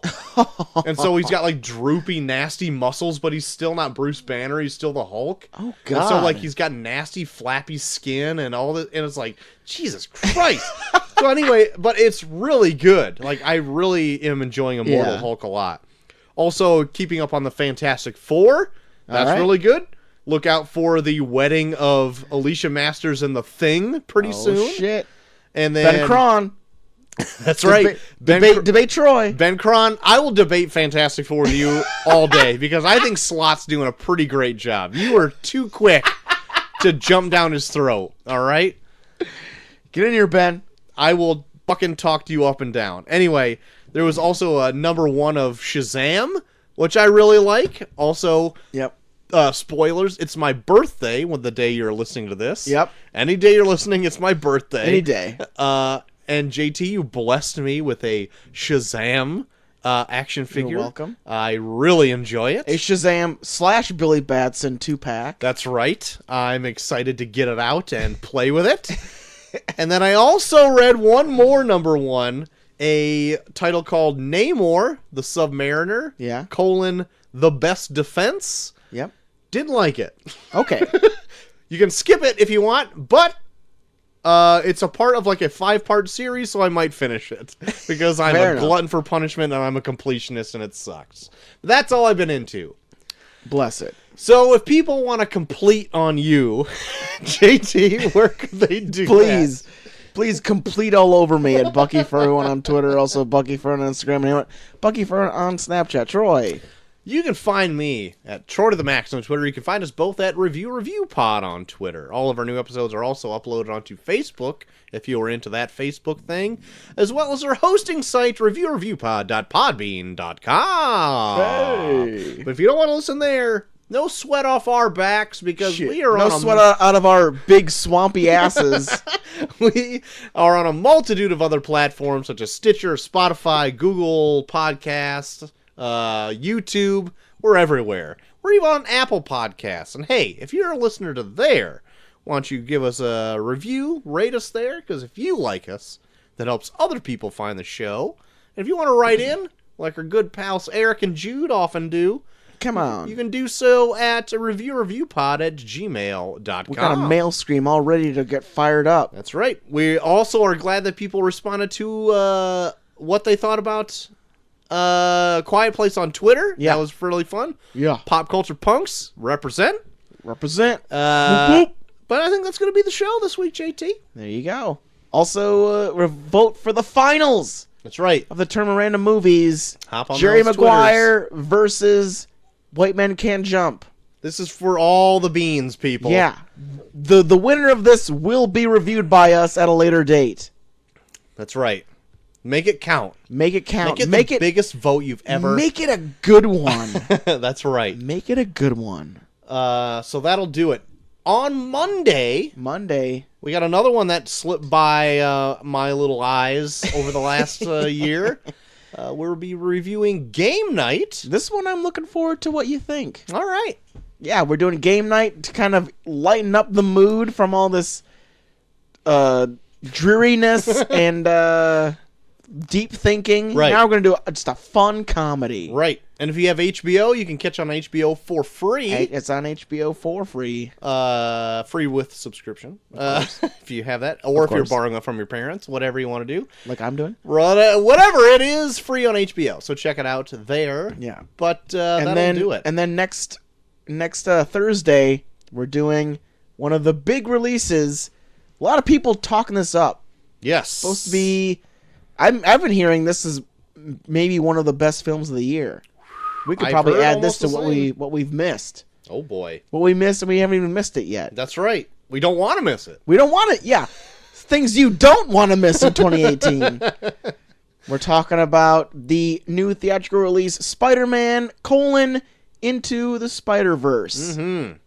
Been hearing a lot of good things about it. That's right. So we'll be catching that, and we'll be dropping that on Thursday. Thursday? A Spider-Man Thursday drop. Yeah. And then from there, we'll see what we want to drop on that next following Monday. I already spilled the beans, but after that, on Monday, Christmas Eve. Oh, yeah. Oh, is that coming up so soon? Yeah. It is. It is. My. Yes. Christmas Eve, we're tackling one of the greatest Christmas films of all time. That's right. A movie that I still do not know how he missed it. Troy has not seen Die Hard. That's right. We're doing Die Hard. Right. And we'll give you a definitive answer. Is it a Christmas movie? Tune in. Yeah. On Christmas Eve, no less. Right. That's right. The eve of Christmas. That's right. Papa G Show. So that's going to be what's up the pipeline for the next few episodes. Yeah. But until then. Until we talk about game night. I've been Troy to the Max Extreme. I am JT3K. And we are off.